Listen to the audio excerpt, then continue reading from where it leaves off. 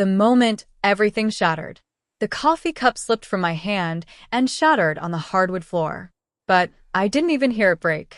All I could hear was the blood rushing in my ears as I watched my paralyzed husband, the man I'd been taking care of for 2 years, the man I'd sacrificed everything for, stand up from his wheelchair, walk across our living room, and kiss my best friend. My 6-year-old daughter Lily squeezed my hand. "Mommy, I told you Daddy could walk," she whispered. "I'm Jasmine Carter. I'm 32 years old, Black, and I live on the south side of Chicago. For the past 2 years, I've been working 3 jobs to support my family. And for the past 2 years, my husband has been lying to me. This is my story. What would you do if you discovered the person you loved most had been faking their disability? Drop a comment below and let me know. And if you want to hear how this story ends, make sure to like this video and subscribe to the channel because, trust me, you won't believe what happens next. Let me take you back. The beginning of the nightmare. 4 years ago, my life was completely different. My husband George was a successful marketing director, pulling in 6 figures. I was working part-time at a boutique hotel as a receptionist, slowly saving money to go back to school. See, I'd always dreamed of becoming an interior designer. I dropped out of college when I got pregnant with Lily, but I never gave up on that dream. George always told me, "Baby, one day you'll have your own design firm. I believe in you." We had a beautiful 3-bedroom house, a nice car, and our precious daughter Lily, who was 2 years old at the time. The accident itself happened 4 years ago, but the lie, the decision to keep pretending he was paralyzed even after a significant recovery, that only began 2 years ago, turning my life into the hell you just saw. Life wasn't perfect, but it was good. We were happy. Or, at least, I thought we were. Then came November 15th, 2019. The day that changed everything. It was a Friday evening, around 7 p.m.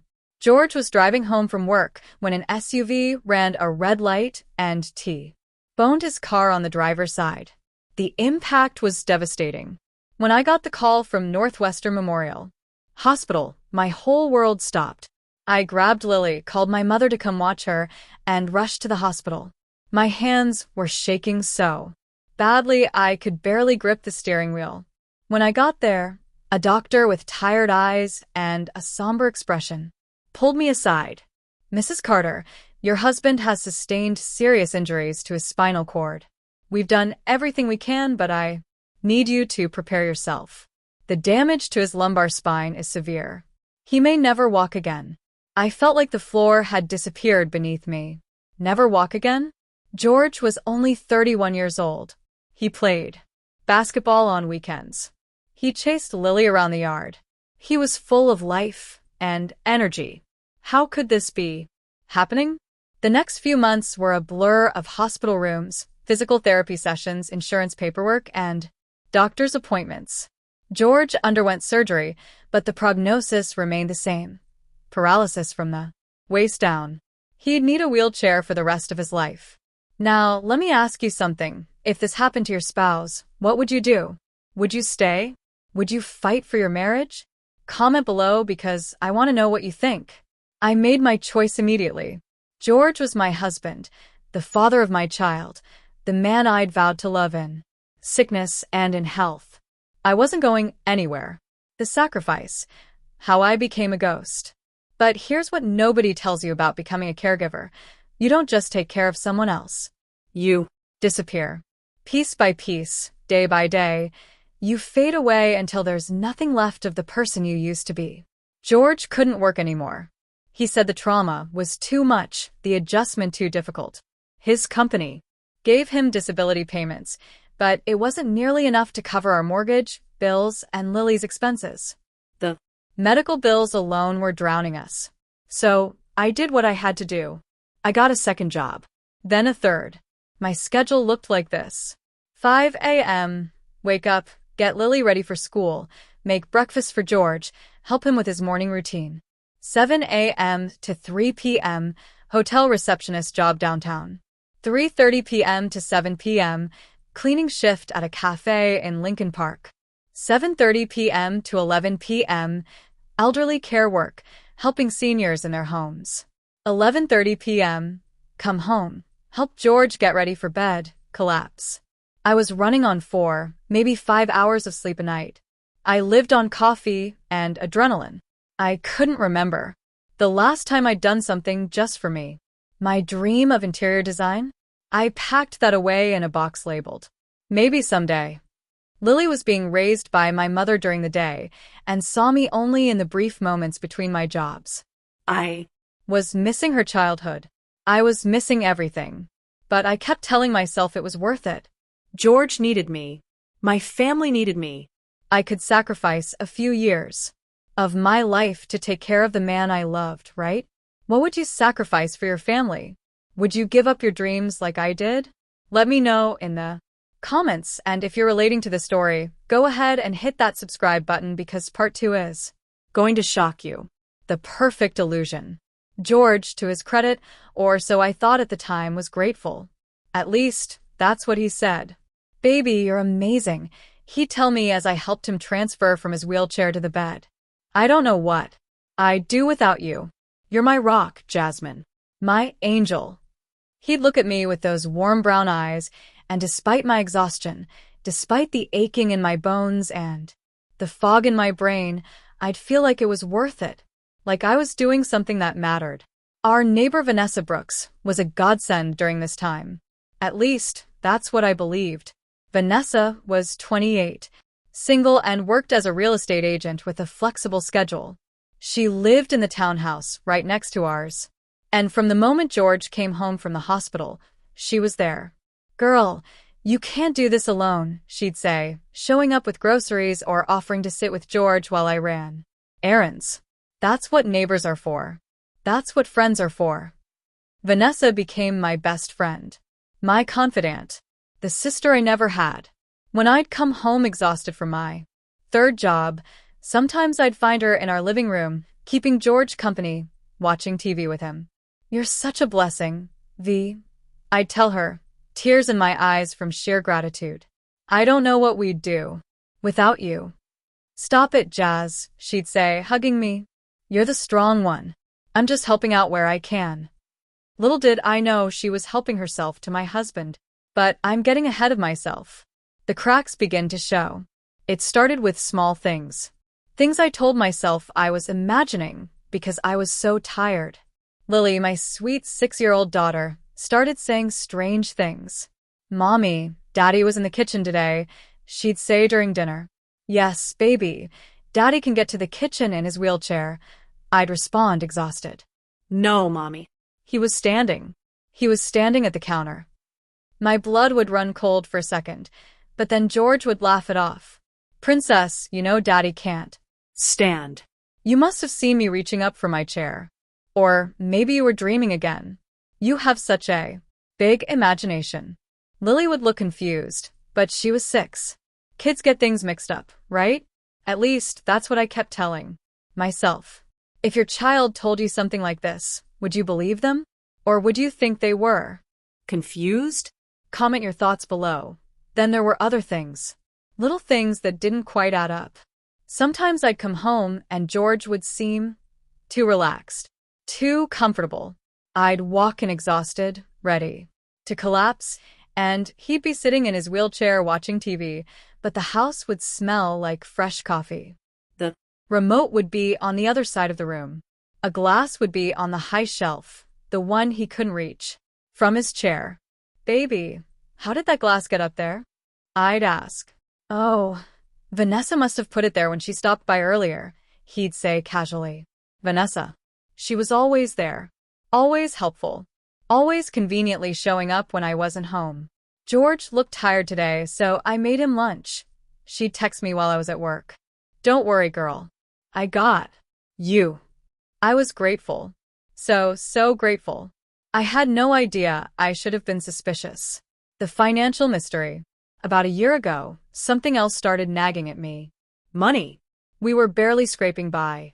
Even with my 3 jobs. I was putting every penny toward bills, Lily's school, expenses, food, and George's medical needs. We had nothing left over.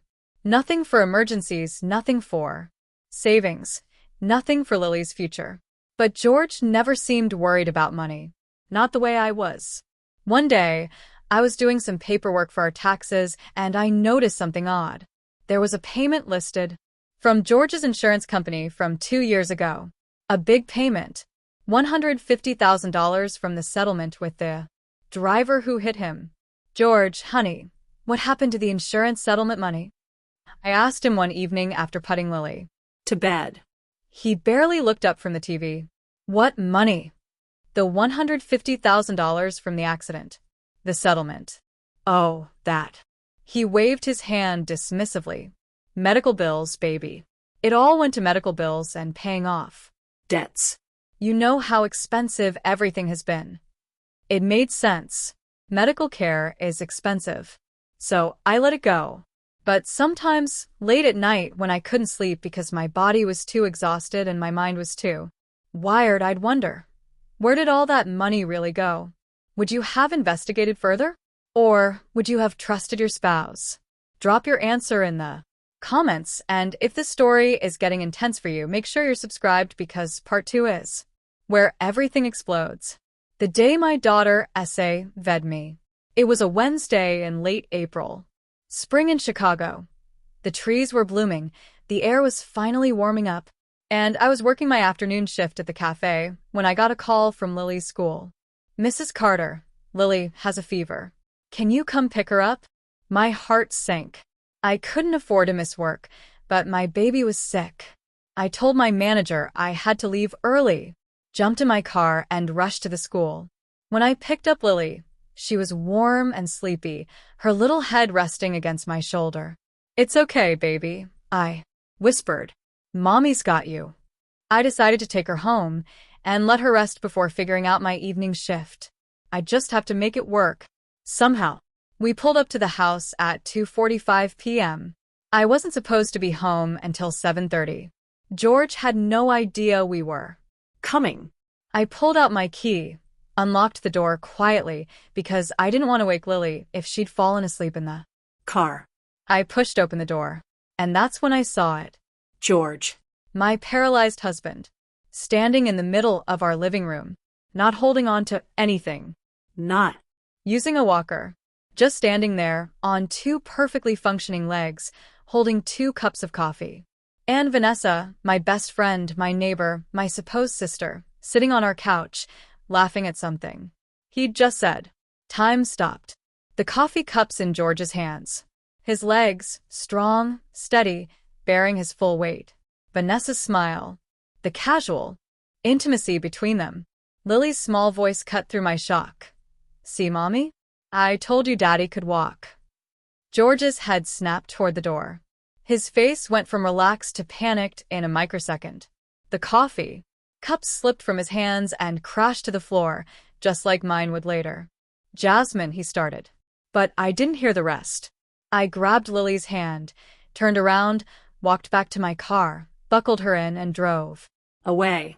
My hands were shaking so badly, I could barely hold the steering wheel. My breath came in short, sharp gasps. Lily was quiet in the back seat, her fever-warm hand holding onto her seatbelt, her wide brown eyes watching me in the rearview mirror.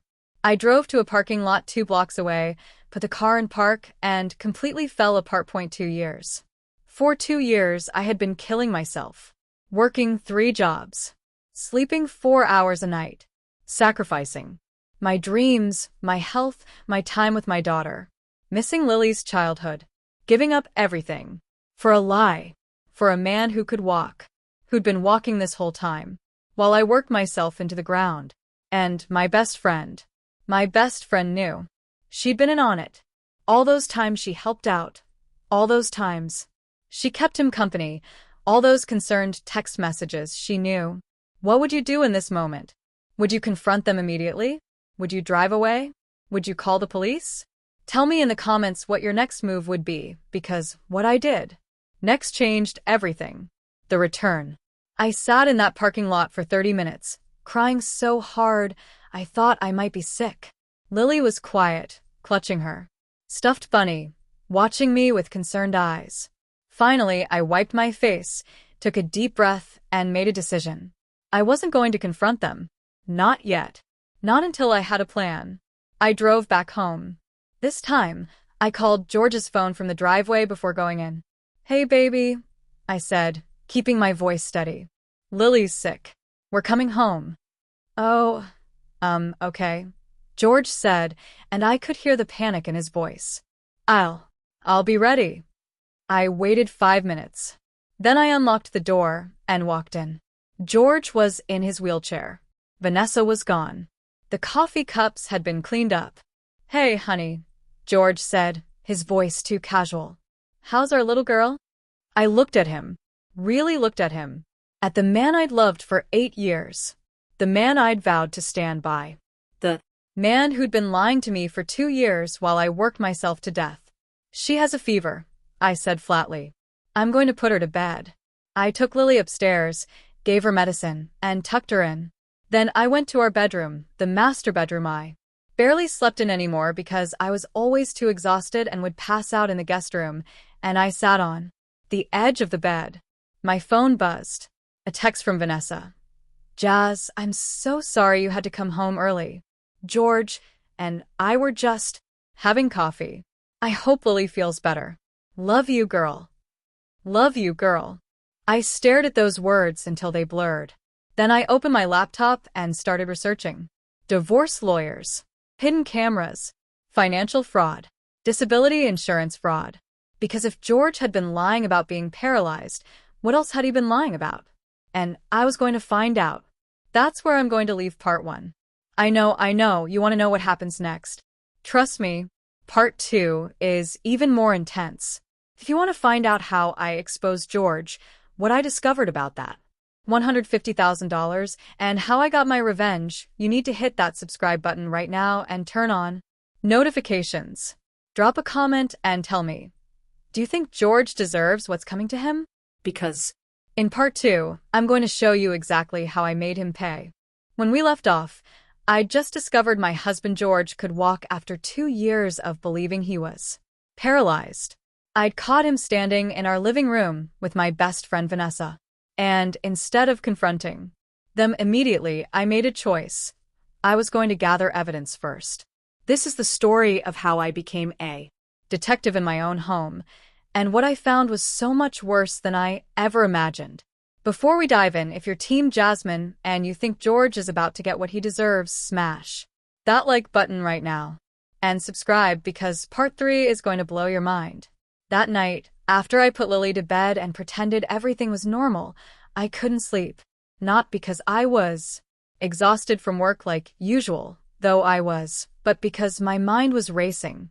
Every interaction with George over the past 2 years was replaying in my head like a movie, but now I was seeing it differently. Every time he'd said, "I wish I could help you, baby." Every time Vanessa had conveniently shown up to keep him company. Every time Lily had said something strange and George had brushed it off. It was all clicking into place, and I felt like the stupidest person alive. But I wasn't going to be stupid anymore. I was going to be smart, strategic.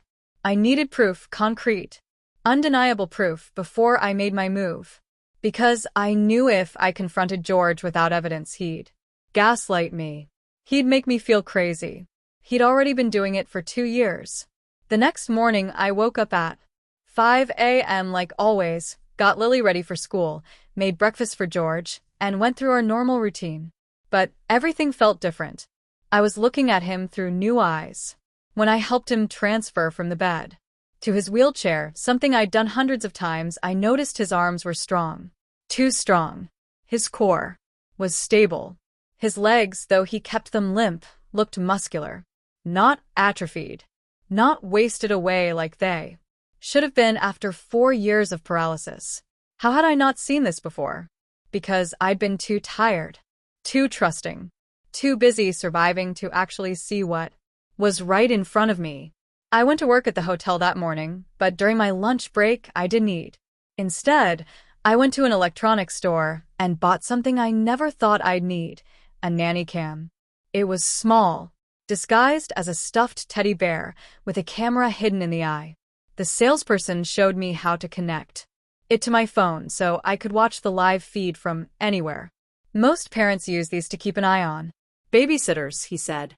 Yeah, I replied, my voice hollow. Something like that. Now, let me ask you, would you have bought the camera? Or would you have confronted your spouse right away? Comment below and let me know because I really want to hear what you would do in this situation. I brought the teddy bear home that evening. Lily was excited. She thought I'd bought her a new toy. Mommy, he's so cute. Can I keep him in the living room so Daddy can play with him too? Perfect. Sure, baby. Let's put him on the shelf, okay? So he can watch over Daddy while we're at school and work. George barely glanced at it. Why would he? It was just a stuffed animal. Just another toy in a house full of toys. But that little bear was about to reveal everything. The next morning, Thursday, I went through my routine. Helped George. Made breakfast. Took Lily to school. Went to my hotel job. But this time, during my shift, I pulled out my phone and opened the app connected to the nanny cam. And I watched. For the first hour, nothing happened. George sat in his wheelchair, watching TV, looking exactly like he always did when I was home. But then, around 9:30 a.m., something changed. George looked around like he was making sure no one was there. Then he stood up. Just like that. No struggle. No effort.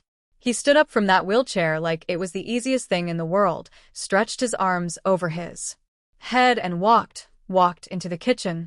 I was sitting at the hotel front desk, staring at my phone, my hands shaking so badly I had to set it down. A guest was trying to check in and I couldn't even hear what they were saying. My coworker Brenda, this older Black woman who'd been working at the hotel for 20 years, noticed immediately. Jasmine, baby, you okay? You look like you've seen a ghost. I'm fine. I lied. Just give me a second. But I wasn't fine.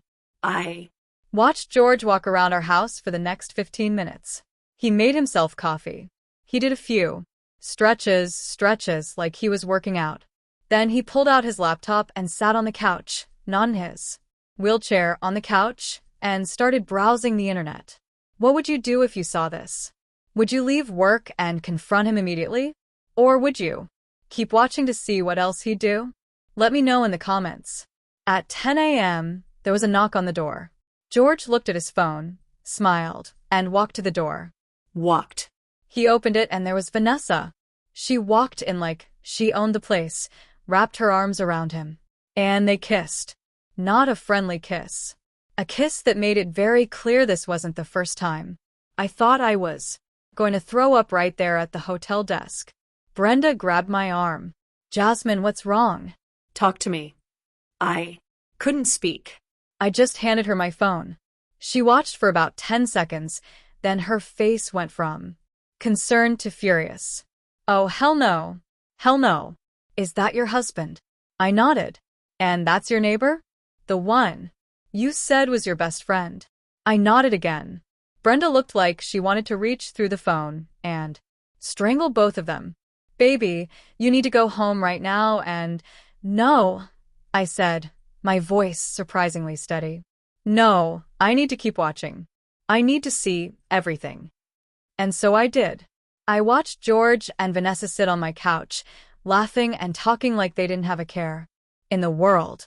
I couldn't hear what they were saying. The camera didn't have audio, but I didn't need to. Their body language said everything. The way he touched her arm, the way she leaned into him, the way they looked at each other. This wasn't new. This had been going on for a while. After about an hour, Vanessa left. And George? He walked back to his wheelchair, sat down, and turned on the TV. Like nothing had happened. Like he hadn't just been walking around, kissing another woman, living a completely different life than the one he showed me. Brenda watched the whole thing with me. When it was over, she turned to me and said, Baby, I've been divorced twice. And I can tell you right now you need 3 things: a lawyer, evidence, and a plan. In that order. I don't even know where to start, I admitted. She pulled out her phone. I know a lawyer. Best family. law attorney on the South Side. Her name is Sarah Mitchell. She's expensive, but she's worth it. And more. Importantly, she's mean. You're gonna need mean. Brenda texted me Sarah's number, then looked me dead in The eye. Jasmine, you're one of the hardest working women I've ever met. You deserve so much better than this. Don't you dare let that man make you feel like you're the problem. You hear me? I nodded, tears streaming down my face. I hear you. If you had a friend like Brenda in your life, someone who had your back no matter what, drop a comment. And tell me about them. And if this story is making you angry on my behalf, go ahead and hit that subscribe button because in part 3, I'm going to show you exactly how I took George down. That evening, I called Sarah Mitchell. She answered on the second ring. Sarah Mitchell, Family Law. Hi, MS. Mitchell. My name is Jasmine Carter. I was referred to you by Brenda Williams. I need help with a divorce. Okay, Jasmine. Tell me what's going on. And I did. I told her everything. The accident 4 years ago. George's paralysis. My 3 jobs. Vanessa. The nanny cam footage from that morning. Everything. When I finished, there was a long pause. Then Sarah said, Jasmine, what you're describing isn't just infidelity.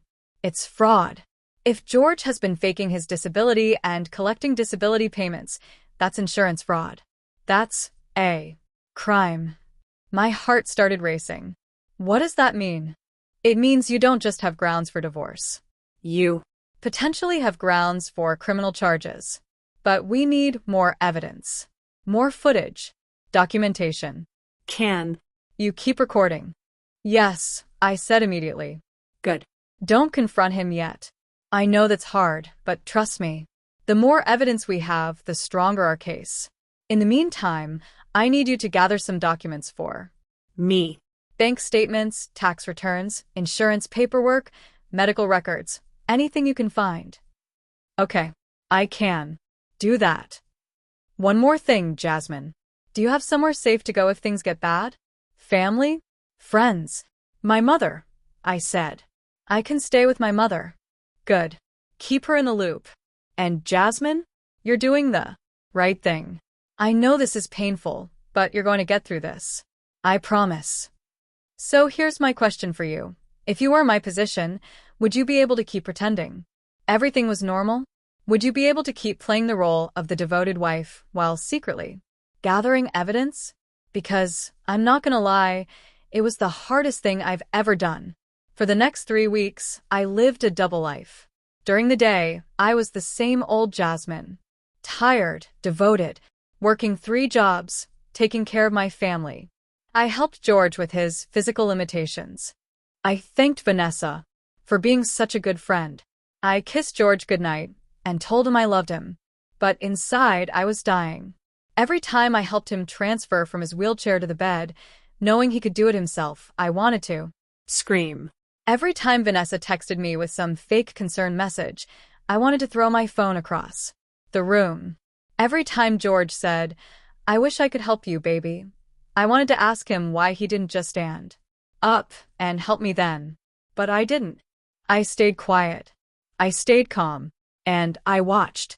The nanny cam became my obsession. I watched George every single day. I saw him walk, stretch, work out, dance around the kitchen while making lunch. I saw Vanessa come over at least 3 times a week. I recorded everything. But the footage led me to another question. If George had been faking his disability for 2 years, what had he been doing with money? The disability payments from his job. The insurance settlement. Where was it all going? One night, after George fell asleep, I went through his things. His laptop was password protected, but I knew his passwords. He'd never changed them because he never thought I'd look. And what I found made my blood run cold. George had a secret bank account. An account I didn't know about. An account with $87,000 in it.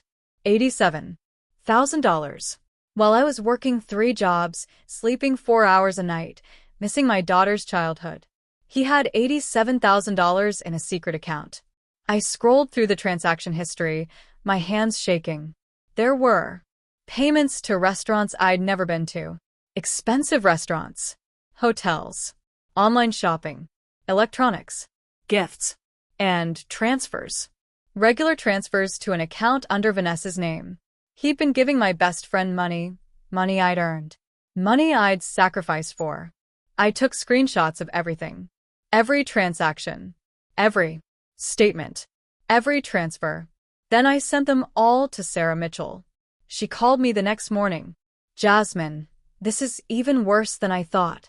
George hasn't just been faking his disability. He's been financially abusing you. This is financial fraud on multiple levels.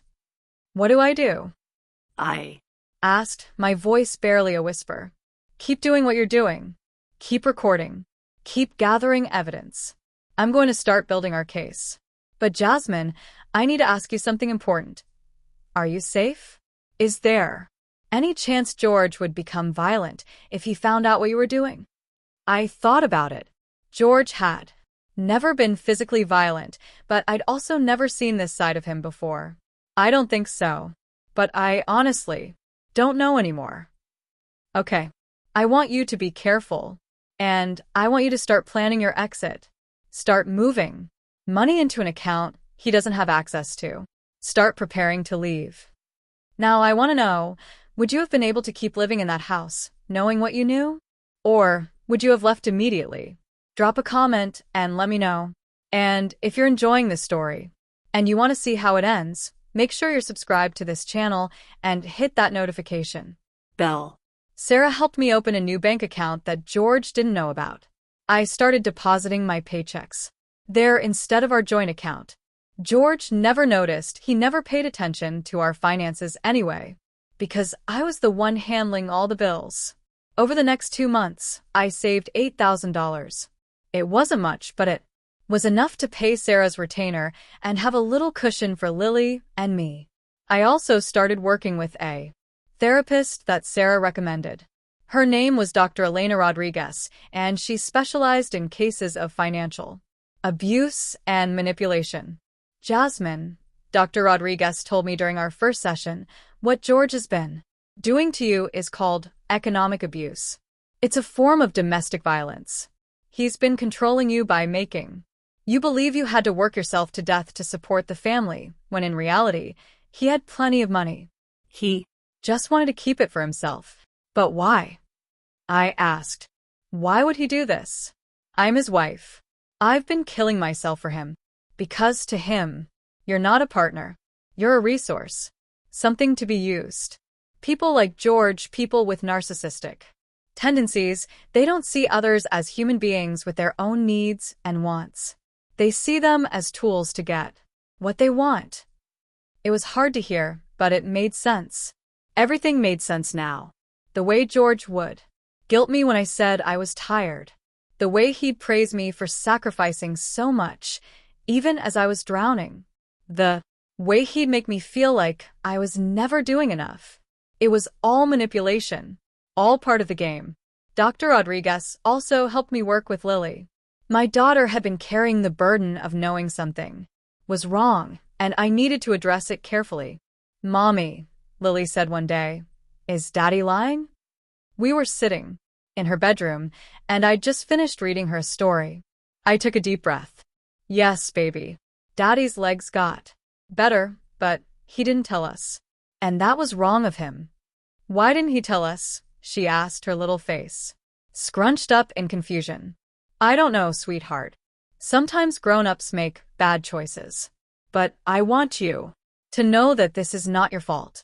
And everything is going to be okay. Are you and Daddy going to stop being married? I hesitated. Maybe, baby. Would that be okay with you? Lily thought about it for a long moment. Then she said, if Daddy lied, then maybe it's okay if you're not married anymore. My heart broke and healed. At the same time, what would you tell your child in this situation? How would you explain something so complicated to a 6-year-old? I'd love to hear your thoughts in the comments. Meanwhile, the nanny cam kept recording, and the footage kept getting worse. One day, I watched George and Vanessa talking in the living room. I couldn't hear what they were saying, but George's body language was aggressive. He was gesturing wildly, and Vanessa looked upset. She left quickly after that, and George punched the couch cushion. Whatever was going on between them, it wasn't all sunshine and roses. Good. I hope they made each other miserable. Another day, I watched George video call someone on his laptop. From the angle of the nanny cam, I could see the screen. It was a job interview. George was interviewing for a marketing position at a company downtown. He was sitting up straight, smiling, confident, looking nothing like the broken, depressed man he pretended to be when I was home. I sent that footage to Sarah immediately. "This is gold," she said. "If he's interviewing for jobs, that proves he's been physically capable of working this whole time, which means he's been defrauding his disability insurance. Can we go after him for that?" I asked. "Oh, we're going after him for everything, Jasmine. Trust me." By the end of 3 months, I had over 100 hours of video footage showing George walking, exercising, and living a normal life. Screenshots of his secret bank account showing $87,000 and transactions to Vanessa. Proof that he'd received a $150,000 insurance settlement that he'd hidden from me. Evidence of him job hunting, proving he was capable of working. Records showing I'd been the sole financial provider for our household while he was sitting on thousands of dollars. Sarah reviewed everything and smiled. "Jasmine, we have enough to bury him. Are you ready?" I thought about the past 4 years, the exhaustion, the sacrifice, the lies, the betrayal. "I'm ready," I said. "Good. Let's set a date for the confrontation. We'll do it strategically when we have everything in place. Divorce papers ready. Police informed about the potential fraud. Everything." "What about Vanessa?" I asked. "Oh, don't worry about Vanessa. Once George goes down, she's going down with him. If she knew about the fraud and benefited from it, she's an accomplice." For the first time in months, I smiled. Really smiled. "So here's what I want to know from you. Do you think Vanessa is just as guilty as George? Or is she a victim of his manipulation too? Comment below because I'm genuinely curious what you think. And if you want to see how I finally confronted George and Vanessa, you absolutely need to subscribe to this channel right now because part 3 is going to be epic. The date was set, Saturday, April 15th. 3 months after I'd first caught George walking. Sarah had prepared all the divorce paperwork. She'd also contacted the insurance company and the police to inform them of the potential fraud. Everything was ready. All I had to do was wait. The night before, I barely slept. Not from exhaustion this time, but from anticipation. I'd been playing this role for so long, the devoted, exhausted wife. And tomorrow I was going to take off the mask. Tomorrow George was going to see the real me. The strong me. The me who wasn't going to take his lies anymore. Saturday morning, I woke up at 6 a.m. I made breakfast for Lily, got her dressed, and drove her to my mother's house. "Mom," I said, "I need you to keep Lily for the day. Don't let George know she's here if he calls." My mother, who I'd been keeping updated throughout this whole process, nodded. "You got this, baby girl. Go. Handle your business." I kissed Lily goodbye and drove back home. When I walked in, George was in his wheelchair, watching TV. "Hey baby," he said, smiling. "You're back early. I thought you had your hotel shift." "I called in sick," I said. "I need to rest today." "Good," George said. "You work too hard. You deserve a break." I wanted to laugh. I wanted to scream. Instead, I said, "George, I'm going to run to the store real quick. Do you need anything?" "Nah, I'm good, baby. Thanks." I left the house, got in my car, and drove around the block. Then I texted Vanessa from a fake number. "George needs you. Come over now." 10 minutes later, I saw Vanessa's car pull into our driveway. Perfect. I waited another 5 minutes. Then I called Sarah. "I'm ready. They're both here." "Okay," Sarah said. I'm 15 minutes away. The police are on standby. You sure you want to do this? I've never been more sure of anything in my life. And that's where I'm going to leave part 2. I know you're probably screaming at your screen right now, wanting to know what happened next. Trust me, part 3 is going to be worth the wait. If you want to see The confrontation, if you want to see George's face when he realizes he's been caught, if you want to see how this whole thing ends, you need to hit that subscribe button right now. Drop a comment and tell me, what do you think George's reaction is going to be? And if you've been with me for this whole journey, thank you. Your support means everything. I'll see you in part 3. Welcome back. If you're just joining us, you need to go watch parts 1 and 2 right now, because what I'm about to tell you is the moment everything exploded. When we left off, I was sitting in my car, 15 minutes away from my house, waiting for my lawyer Sarah to arrive. George and Vanessa were both inside, and they had no idea what was about to hit them. Before we dive in, if you've been waiting for this moment just like I was, smash that like button right now. And make sure you're subscribed, because part 4, the final chapter, is going to show you how my life completely transformed after this day. I sat in that parking lot, my hands gripping the steering wheel so tight my knuckles turned white. My phone buzzed. Sarah, I'm 2 minutes away. Police are on standby. Are you ready? Was I ready? I'd been ready for 3 months. Ever since that day I caught George walking. Ever since I discovered the secret bank account. Ever since I realized my best friend had been sleeping with my husband while I worked myself to death. I texted back, ready. 1 minute later, Sarah's black Mercedes pulled up next to me. She stepped out tall, black, her hair in an elegant bun, wearing a sharp navy suit that meant business. Behind her, a police car parked across the street. 2 officers, one male, one female, stayed in their vehicle, watching. Jasmine, Sarah said, walking up to my car window. Last chance to back out. Once we go in there, there's no turning back. I looked at her. I'm not backing out. Let's do this. Sarah nodded, a small smile on her face. That's what I wanted to hear. Let's go get what's yours. We walked up to my front door together. My house. The house I'd been paying for with my 3 jobs while George sat on $87,000 doing absolutely nothing. I pulled out my key, but Sarah stopped me. Knock, she said. I want to see his face when he answers the door and sees me standing here with you. So I knocked. 3 loud knocks. I heard movement inside. Shuffling.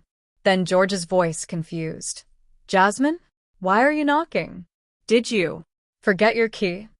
The door opened. George was standing. Not in his wheelchair. Standing on his own 2 legs, wearing sweatpants and a t-shirt, looking relaxed and comfortable. The moment he saw me, and then saw Sarah standing next to me in her lawyer's suit, his face went completely white. What are you? He stammered. Hi, George, I said, my voice steady and cold. Looks like your legs are working just fine today. So, here's my question for you. If you were standing in my position right now, what would you say first? Would you scream? Would you stay calm like I did? Drop a comment and let me know, because I want to hear what you would do in this moment. George's mouth opened and closed like a fish. He looked down at his legs like he'd forgotten they were there. Then he looked back at me, panic flooding his eyes. Jasmine, I can explain. Explain? I stepped into my house, Sarah right behind me.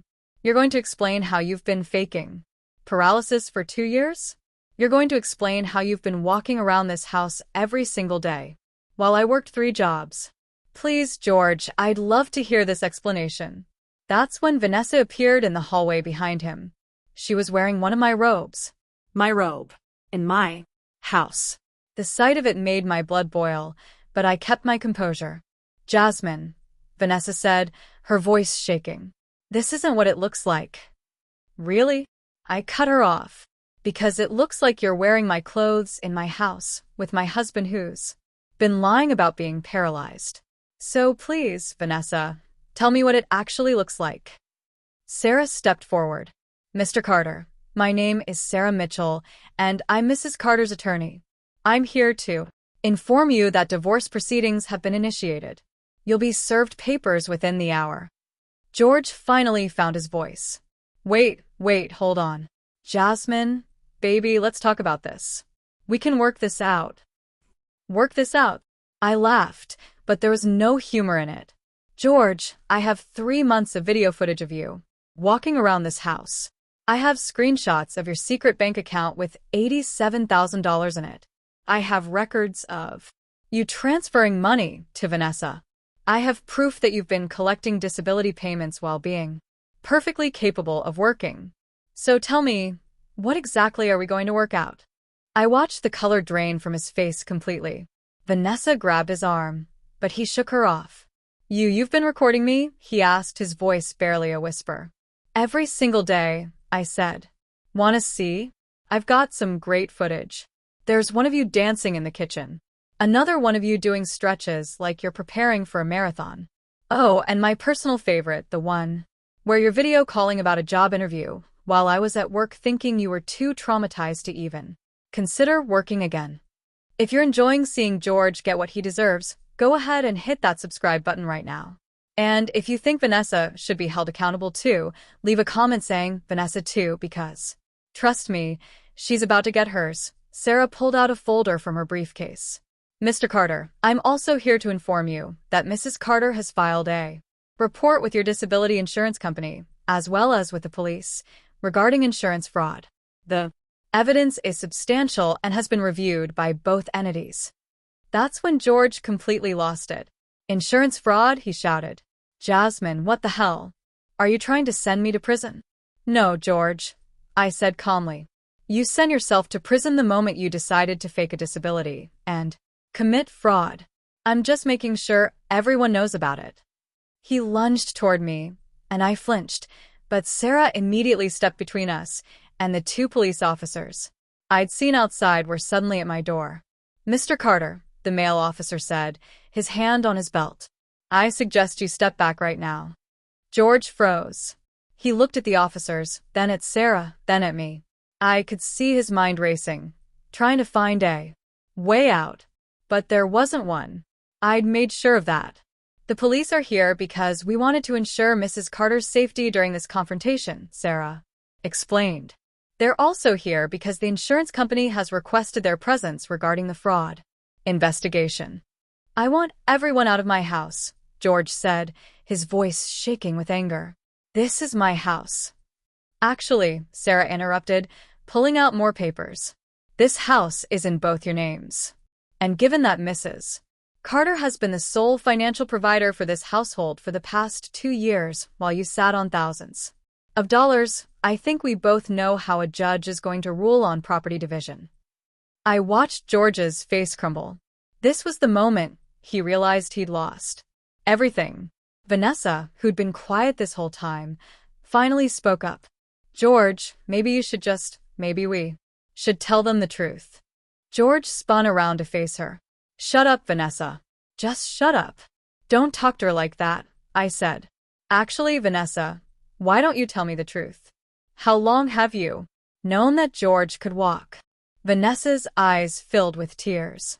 Jasmine, I'm so sorry. I never meant for this to happen. How long? I repeated, my voice hard. 6 months, she whispered. I've known for 6 months. 6 months.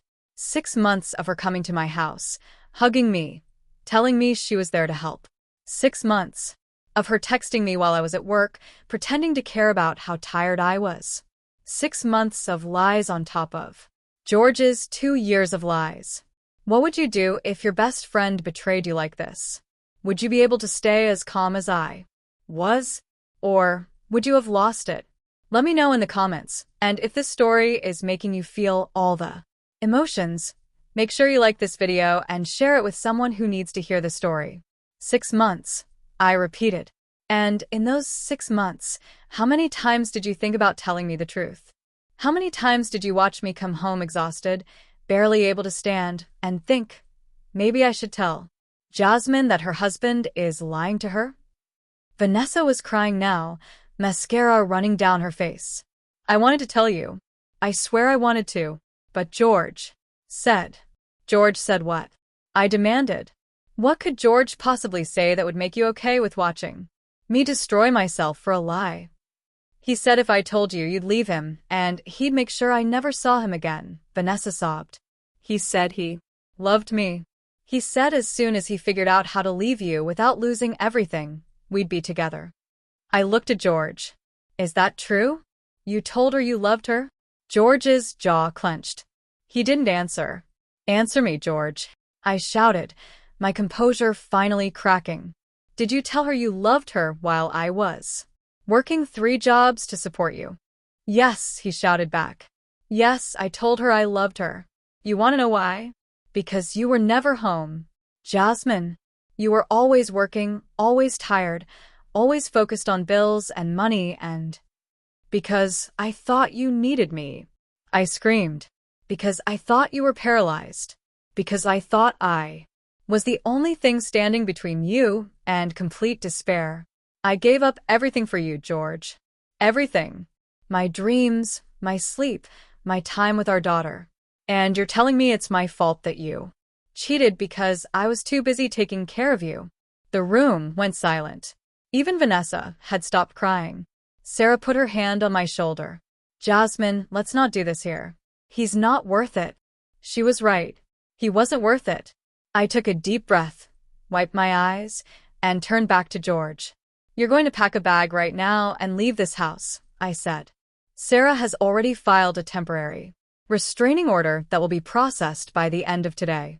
You're not allowed to come back here without police supervision to collect your things. You can't kick me out of my own house, George protested. The female police officer stepped forward. Mr. Carter, given the circumstances and the active investigation, I'd strongly suggest you comply with Mrs. Carter's request. If you refuse, we can arrest you right now for insurance Fraud. The evidence has been reviewed, and there's more than enough for charges. I watched George deflate like a balloon. He looked at Vanessa, like she was going to help him somehow, but she just stood there crying. Vanessa can help you pack, I said coldly, since you two are so in love. George walked past me toward our bedroom. I guess I should say my bedroom now. Vanessa followed him, not looking at me. While they were gone, Sarah turned to me. You did great, Jasmine. I know that was hard. I can't believe I married him, I said quietly. I can't believe I wasted 8 years of my life on him. You didn't waste anything, Sarah said firmly. You were being a good wife. A good person. He's the one who wasted it. He's the one who threw it all away. 10 minutes later, George came back with a duffel bag. Vanessa was behind him, also carrying a bag. Where are you going? George asked her. With you, Vanessa said quietly. You said we'd be together. So, let's be together. I almost laughed. After everything, she was still choosing him. The man who'd just revealed he'd manipulated her for 6 months, used her to cheat on his wife, and was now facing criminal charges. Good luck with that, I said. You two deserve each other. George stopped at the door. What about Lily? When do I get to see my daughter? That's for the court to decide, Sarah said. But given that you've been lying to her for 2 years, teaching her that deception is acceptable and that you've shown no remorse for your actions, I wouldn't expect generous visitation rights. She's my daughter, George shouted. She's the daughter you traumatized, I shot back. She's the daughter who kept trying to tell me you could walk, and you convinced her she was imagining things. You gaslit a 6-year-old child, George. Your own child. So no, you don't get to talk about your rights as a father right now. George opened his mouth to say something, then closed it. He looked at me one last time, and I saw something in his eyes, maybe regret, maybe just anger that he got caught, and then he walked out the door. Vanessa followed him, without saying goodbye. The door closed. And just like that, they were gone. I stood in my living room, my house, and felt the weight of 2 years lift off my shoulders. Sarah and the police officers were still there, and I realized I was shaking. It's okay, Sarah said softly. It's over now. The hard part is over. But as I looked around at the house that had been a prison of lies for so long, I realized she was wrong. The hard part wasn't over. The hard part was just beginning. Because now I had to figure out who I was without George. I had to rebuild my life, my career, my dreams. I had to help my daughter heal from the trauma of what her father had done. But for the first time in 2 years, I felt something I hadn't felt in so long I'd almost forgotten what it felt like. Hoped that's where I'm leaving part 3. I know you're probably dying to know what happened next, the divorce, the trial, how I rebuilt my life, and yes, whether I found love again. Part 4 is going to wrap Everything up, and I promise you, it's going to be worth the wait. If you want to see how this story ends, hit that subscribe button right now and turn on notifications. Drop a comment and tell me, do you think George will face real consequences? And should Vanessa be held accountable too? Let me know what you think. I'll see you in part 4, the final chapter, the aftermath. After George and Vanessa left, I thought I'd feel relieved. Instead, I felt empty. Not sad, exactly. Not happy, either. Just hollow, like someone had scooped out everything inside me and left an empty shell. The police officers left after making sure I was okay and safe. Sarah stayed for another hour, going over next steps, court dates, and what to expect from the divorce proceedings. The insurance company is moving forward with their investigation, she told me as we sat at my kitchen table. With the evidence you provided, they're confident they can prove fraud. George will have to pay back the disability payments. We're talking tens of thousands of dollars, plus penalties. Good, I said flatly. The divorce should be straightforward given the circumstances. Illinois is a no-fault state, but the evidence of infidelity and financial abuse will absolutely factor into property division and alimony considerations. I don't want his money, I said.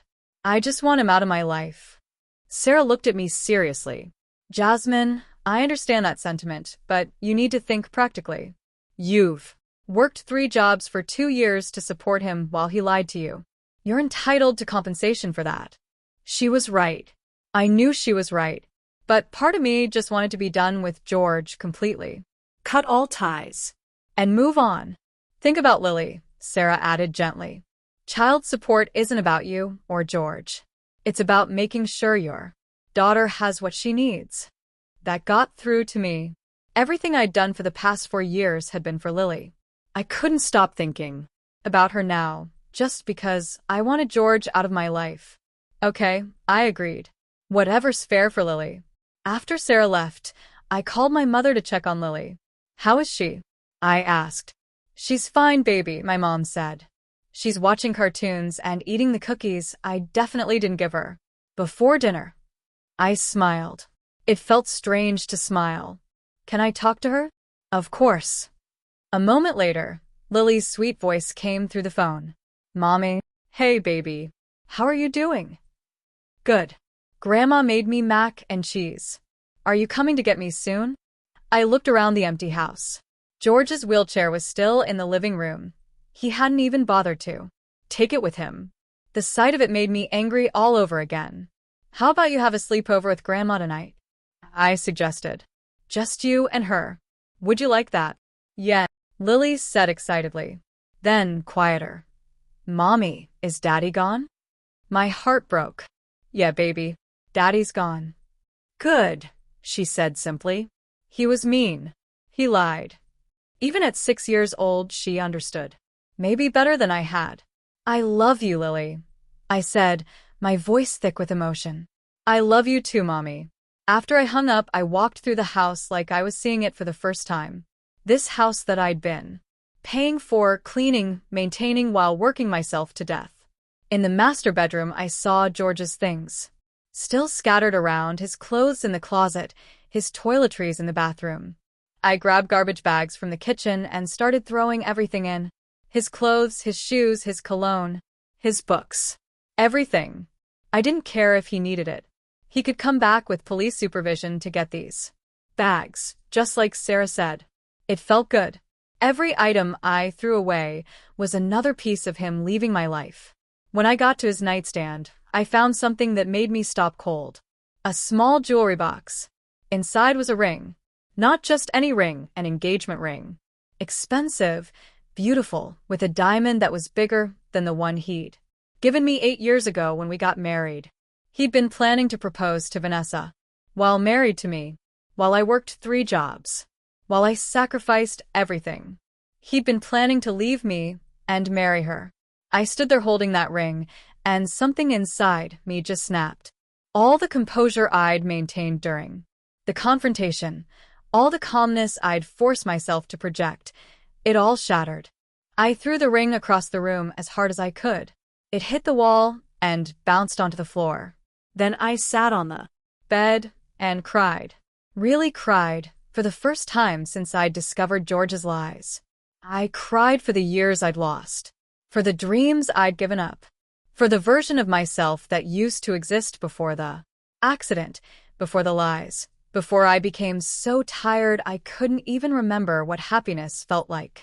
I cried for Lily, who'd been trying to tell me the truth, and I hadn't believed her because I trusted her father more than I trusted her 6-year-old eyes. I cried for the marriage I thought I had, the partnership I thought we were, the life I thought we were building together. And when I was done crying, I picked myself up, washed my face, and made a decision. I was done being a victim. I was done letting George control my story.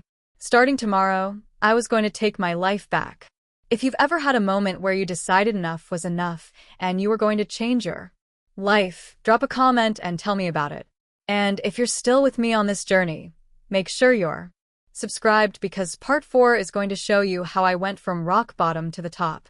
You won't want to miss it. The next morning I woke up and didn't go to any of my 3 jobs. Instead, I called each one and quit. Well, 2 of them. The hotel receptionist job, I kept that one. But the cafe, cleaning shift and the elderly care work, I was done. My manager at the cafe was shocked. Jasmine, are you sure? Is everything okay? Everything's fine, I said. And for the first time in years, I meant it. I just need to make some changes in my life. With 2 jobs gone, I suddenly had time. Time I hadn't had in 2 years. Time to breathe. Time to think. Time to be a mother to Lily instead of just someone who kissed her goodnight when she was already asleep. I picked Lily up from my mother's house that afternoon. When she saw me, she ran into my arms. Mommy, you look different. Different how? I asked. Happy, she said simply. And she was right. Despite everything, the betrayal, the lies, the divorce that was coming, I felt lighter than I had in years. That week, I threw myself into being present. I took Lily to the park. We had ice cream for dinner one night. Because, why not? I helped her with her homework without falling asleep at the table. We watched movies and made popcorn and laughed until our stomachs hurt. I like this, Mommy, Lily said one night as I tucked her into bed. I like when you're home. Me too, baby, I said, kissing her forehead. Me too. But I knew I couldn't just coast on one job forever. I needed a plan. I needed to figure out what came next. That's when I remembered something I'd packed away years ago. A box in the back of my closet labeled Design Portfolio. I pulled it out one night after Lily was asleep. Inside were sketches, mood boards, fabric samples, photos of rooms I designed back in my college days before I dropped out when I got pregnant with Lily. I'd been good at this. Really good. And I'd given it up because life got in the way, because George's career came first, because there was always something more important than my dreams. Not anymore. I opened my laptop and started researching online interior design courses. The ones I could do at night after Lily went to bed. The ones that didn't require me to go back to school full-time, but would give me the certification I needed to actually work in the field. I enrolled in one that night. It cost $800, money I now had because I wasn't supporting a lying husband anymore. For the first time in years, I felt excited about the future. So let me ask you, have you ever rediscovered a dream you gave up on? Have you ever found your way back to something you loved? Let me know in the comments. And if this story is inspiring you to chase your own dreams, go ahead and subscribe to this channel because the final part is going to show you just how far I went The next few weeks were a whirlwind. The divorce papers were officially served to George. The insurance company investigation moved forward, and I started my online design course. But the biggest development came from somewhere I didn't expect. Brenda, my coworker at the hotel, approached me one day during my shift. "Jasmine, you got a minute?" "Sure, what's up?" "I told our manager, David Chun, about your situation," she said. "About the divorce and everything. I hope that's okay." I felt a flutter of embarrassment. Oh, That's fine." he wants to talk to you. Something about a project. David Chun was the hotel manager, mid-30s, always professional, kind but distant. We'd worked in the same building for 2 years, but I'd been so caught up in my own survival that I'd barely register him as more. Then, my boss. He called me into his office that afternoon. "Jasmine, please have a seat." I sat, nervous. Was I in trouble for quitting my other jobs? For the drama with George? "Brenda told me you're going through a difficult divorce," David said gently. "I want you to know that this hotel supports you, and your job here is secure." "Thank you," I said, relief flooding through me. "I really appreciate that." "She also mentioned that you're an interior designer. Is that true?" I blinked. "Well, I was studying to be one. I never finished my degree. But you have an eye for design? A portfolio?" "Yes," I said slowly. "I mean, it's old work, but yes." David smiled. "Jasmine, we're planning to renovate our lobby and several of our event spaces. It's a major project, and we're looking for fresh perspectives. Would you be interested in submitting a design proposal?" I stared at him. You want me to design the hotel lobby?" "I want you to try," he said. "No promises, of course. We'll be reviewing several proposals. But Brenda showed me some photos from your portfolio, and I think you have real talent. Plus, you work here. You know this space. You know what works and what doesn't." This was it. This was my chance. "Yes," I said immediately. "Yes, I would love to submit a proposal." "Great," David said, handing me a folder. "Here are the specifications, the budget, and the timeline. Take your time.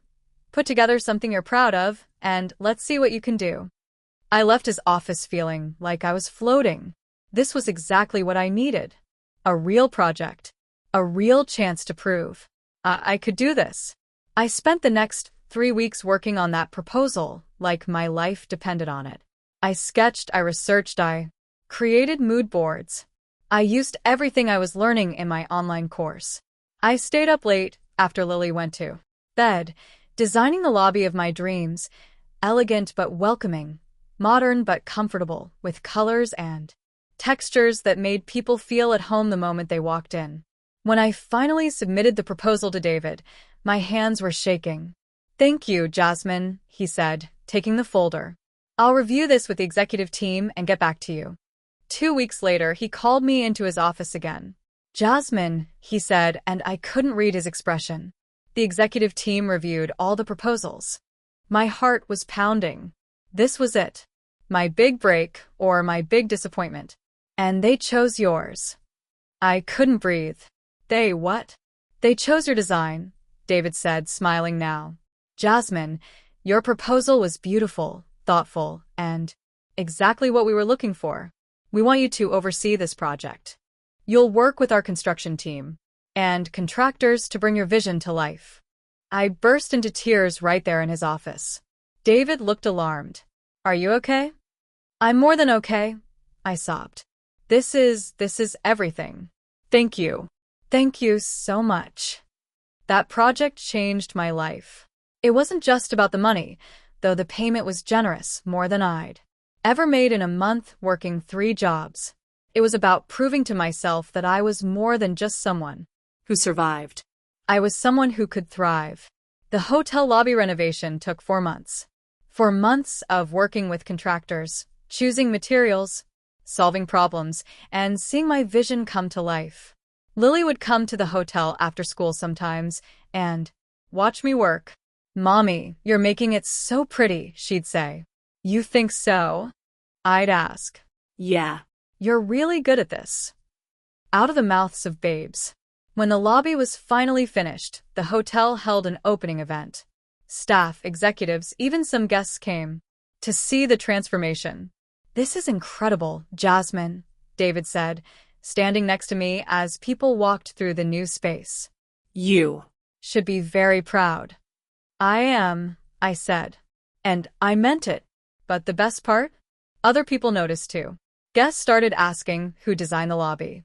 The hotel's social media posts about the renovation got attention. And within a month, I had 3 inquiries from other businesses, asking if I'd be interested in taking on design projects for them. This was it. This was my moment. If you're feeling inspired right now, if you're thinking about your own dreams and what you could achieve, leave a comment and tell me what your dream is. And if you want to see how I built my entire business from this one opportunity, you need to subscribe right now because part 4, the final part, is going to show you the complete transformation. Don't miss it. The transformation. Welcome to the final part of my story. If you haven't watched parts 1, 2, and 3, you need to go back and watch them now because this is where everything comes together. This is where I show you how I went from rock bottom to the top. This is where I show you that no matter how broken you feel, you can rebuild yourself into something stronger, better, more beautiful than you ever imagined. Before we start, if you've been with me this whole journey, show me some love by hitting that like button right now. And make sure you're subscribed with notifications on because you're not going to want to miss a single moment of how this story ends. 6 months after the confrontation, my life looked completely different. The hotel lobby project had opened doors I never dreamed possible. After those first 3 inquiries, word kept spreading. Local businesses, restaurants, even a boutique spa wanted to hire me for design projects. I was working constantly, but this time, I was working for myself. On my own terms. Building my own dream. I registered my business officially. Carter Designs. It was just me at first, a one-woman operation working from my dining room table after Lily went to bed. But I was doing what I loved, and I was getting paid for it. Actually paid, good money that I earned with my talent, not by running myself into the ground. The divorce proceedings moved forward. George fought me on everything at first, the house, the cars, even custody of Lily. But Sarah Mitchell was as good as her reputation. With all the evidence we had, the video footage, the bank records, the proof of fraud, George didn't stand a chance. The insurance company hit him hard. They demanded repayment of all disability benefits he'd received over 2 years, $64,000 plus penalties. The company he'd been collecting from also pressed charges.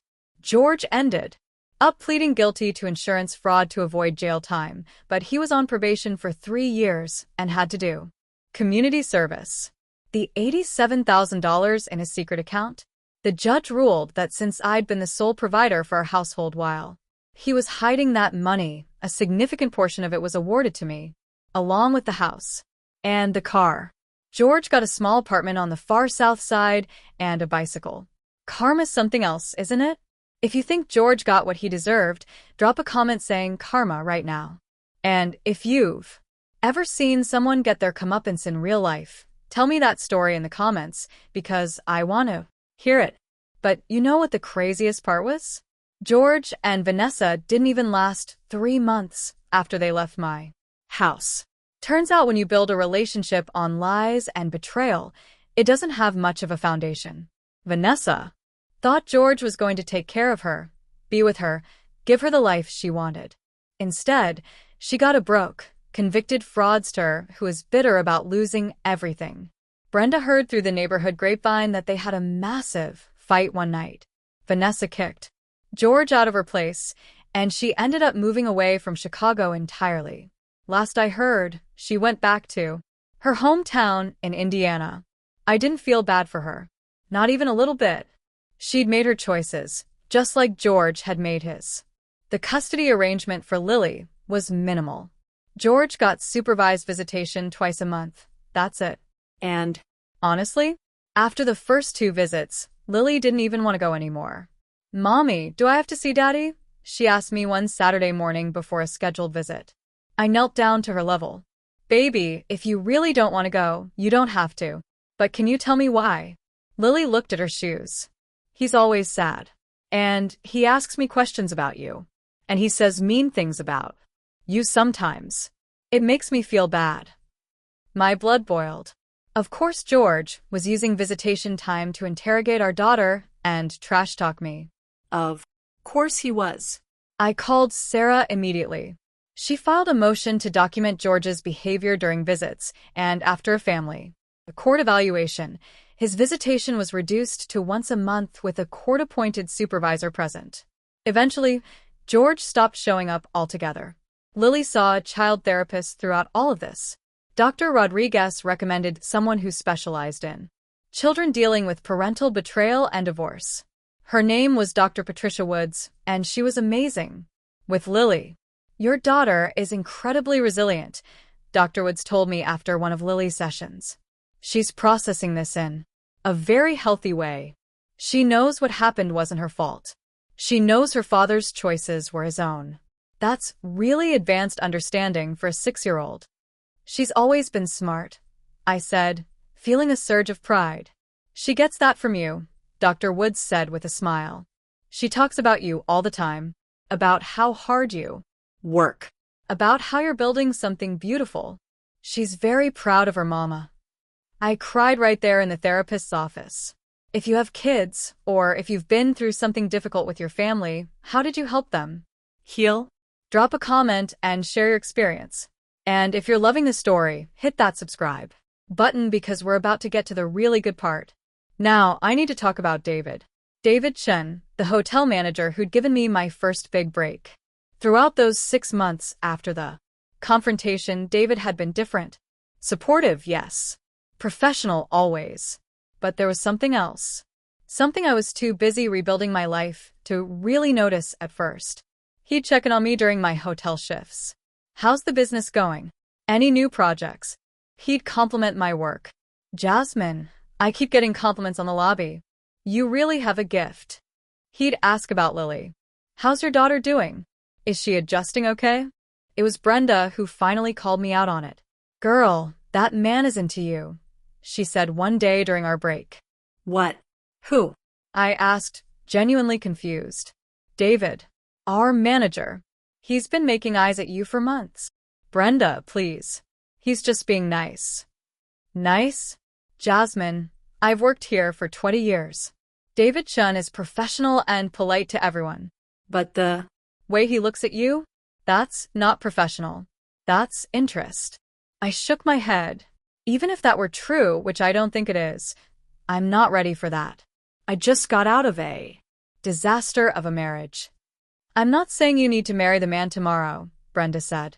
I'm just saying, keep your eyes open. Good men exist. And when one of them is clearly interested in you, you might want to notice. I thought about what Brenda said. Really thought about it. And the next time I saw David, really saw him, I realized Brenda might be right. David was attractive. I'd noticed that before in an abstract way, but now I was actually noticing. Tall, fit, with kind eyes and a gentle smile. He wore nice suits to work.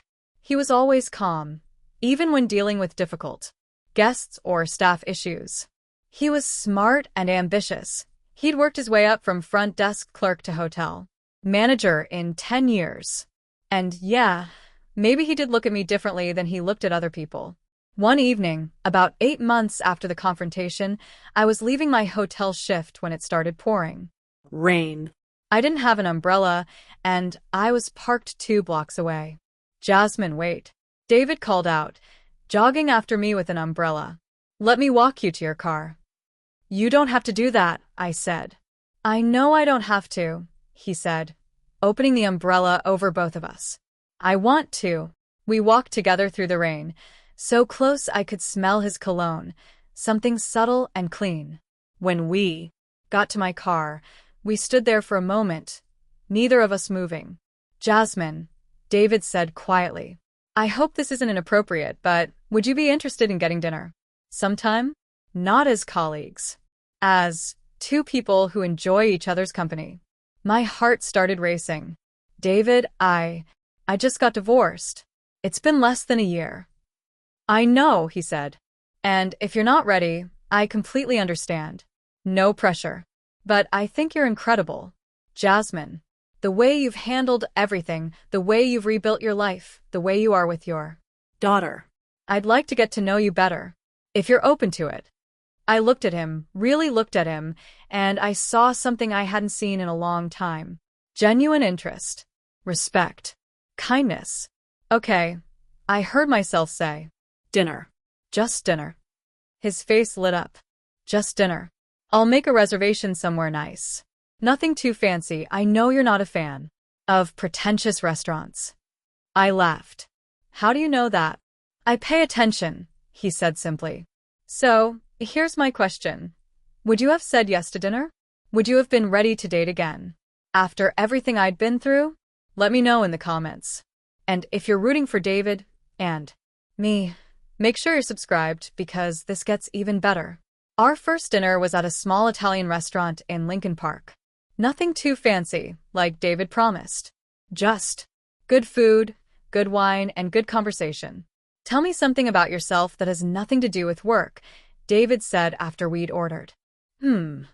I thought about it. I love old movies, like black and white classics from the 1940s and 50s. Really? Like what? Casablanca, Roman Holiday. It happened one night. My grandma used to watch them with me when I was little. She'd make popcorn, and we'd stay up late watching these beautiful old films. That's lovely, David said, smiling. I can see you in a movie like that. You have that classic elegance. I felt myself blushing. Stop it. I'm serious. You're beautiful, Jasmine. I hope you know that. It had been so long since someone had called me beautiful and meant it. George used to in the beginning, but somewhere along the way, those compliments had stopped. Or maybe I'd just been too tired to hear them. Thank you, I said quietly. We talked for 3 hours. About his family. He was first-generation Chinese American. His parents had immigrated from Taiwan. About his dreams. He wanted to own his own boutique hotel someday. About my daughter. He asked so many questions about Lily, genuinely interested in what she was like, what she enjoyed. I'd like to meet her someday, David said, as we were leaving the restaurant. If that's okay with you. No. Pressure, of course. I know that's a big step. It is a big step, I agreed. But maybe someday. Let's see where this goes first. Fair enough, he said, walking me to my car again. We stood there for a moment, and I knew he wanted to kiss me. But he didn't. He just squeezed my hand gently and said, "Thank you for tonight, Jasmine. I had a really great time." Me too, I said. And I meant it. Over the next 3 months, David and I went on more dates. Coffee before my hotel shifts. Dinner after. A walk. Through Millennium Park on a Saturday afternoon when Lily was with my mother. Each time, I felt myself opening up a little more. Trusting a little more. Believing that maybe, just maybe, not all men were like George. David was patient. He never pushed for more than I was ready to give. When I told him I wasn't ready to introduce him to Lily yet, he said, "Whenever you're ready. I'm not going anywhere." When I had a panic attack one night because a new client reminded me of George, something about his voice. David stayed on the phone with me for an hour, talking me through it, helping me breathe. "You're safe, Jasmine," he kept saying. "You're safe. I've got you." And I believed him. If you've ever had someone in your life who was patient with you, who waited for you to heal, drop a comment and tell me about them. And if you think David is a keeper, make sure you like this video and share it because we're almost at the end and you're going to love where this is heading. 1 year after the confrontation with George, I made a big decision. I quit my hotel receptionist job. Not because I was struggling, but because Carter Designs had grown so much that I couldn't do both anymore. I had 6 active projects, 3 more lined up, and I just hired my first employee, a young woman named Maya, who just graduated with a design degree and needed experience. David was supportive, even though it meant I wouldn't be seeing him at work every day. "This is your dream, Jasmine," he said. "Don't hold back because of me. We'll figure out how to see each other. And we did. We made time. Real, intentional time. It was around this time that I finally introduced David to Lily. We went to the zoo, Lily's favorite place. I was so nervous, I felt sick. What if she doesn't like him? I asked Brenda the night before. She's going to love him, Brenda assured me. Kids have good instincts. And David's a good man. The zoo date was perfect. David was amazing with Lily, not trying too hard, not being fake, just being himself.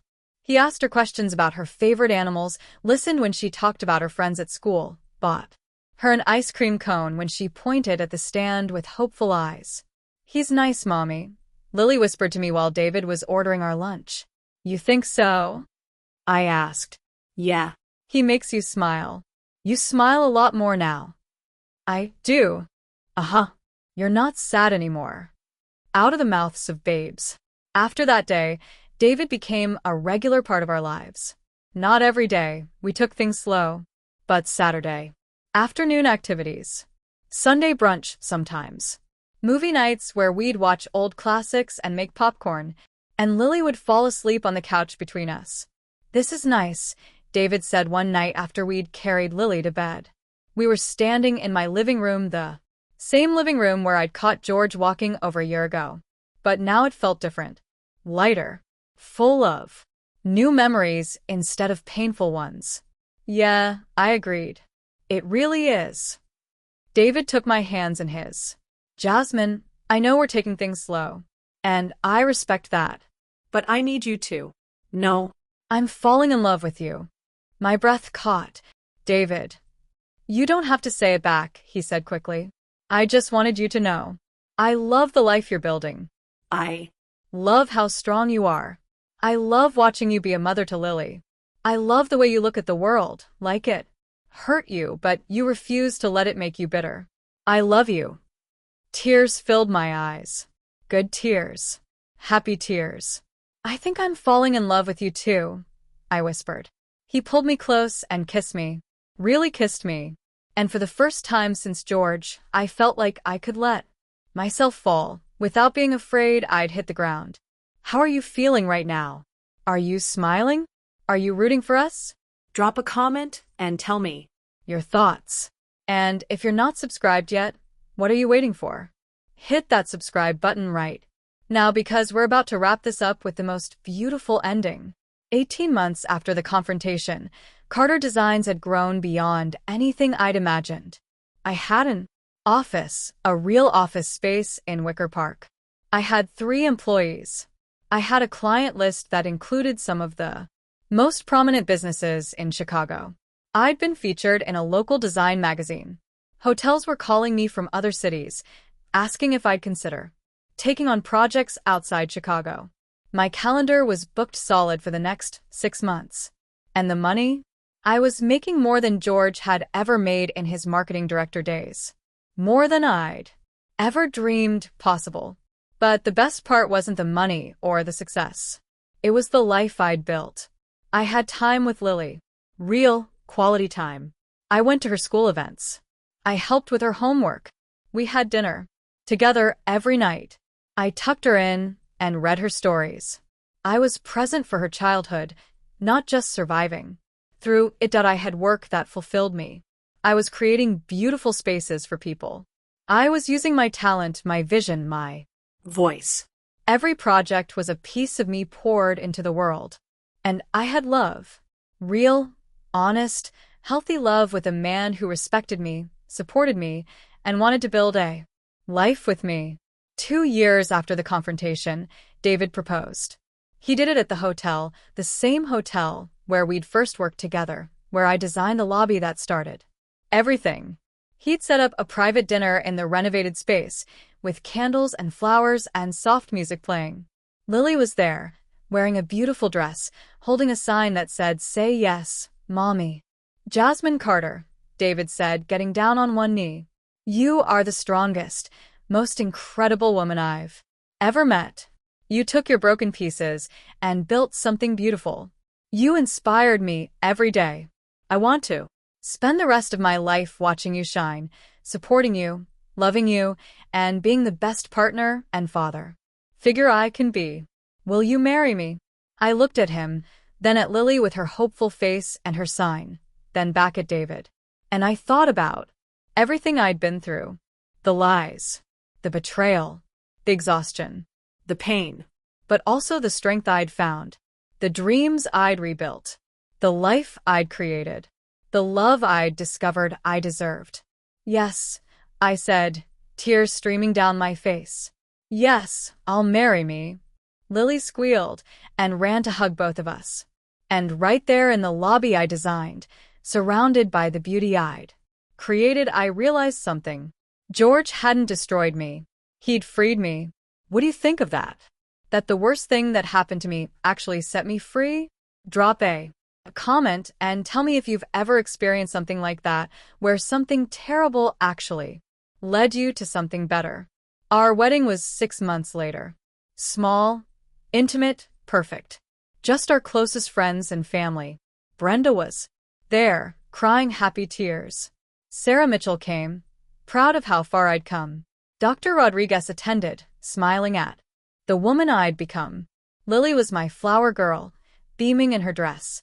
And when David and I said our vows, I meant every word. I promise to be your partner, I said. Your equal. Your support. I promise to never lose myself again. And I Promise to love you honestly, completely, and fearlessly. I promise to honor your strength, David said. To support your dreams. To be a father to Lily and a partner to you. I promise to never make you feel small. And I promise to love you and choose you every single day. We kissed and everyone cheered, and I felt like I'd finally come home. Epilogue. 3 years later. Today, I'm 35 years old. Lily is 9. David and I have been married for a year, and we're expecting a baby, a little boy. Carter Designs is thriving. We have an office with 10 employees now. We work on projects across the Midwest. I've been featured in national design publications. My dream, the one I packed away in a box all those years ago, is not just alive. It's flourishing. I saw George once, about 6 months ago. I was having lunch with a client at a cafe downtown, and he walked by the window. He looked older, tired, defeated. He saw me through the glass, saw me laughing with my client, confident and happy, and he just stood there staring. For a moment, our eyes met, and I felt nothing. Not anger, not pain, not even satisfaction. Just nothing. He was a chapter in my life that was closed.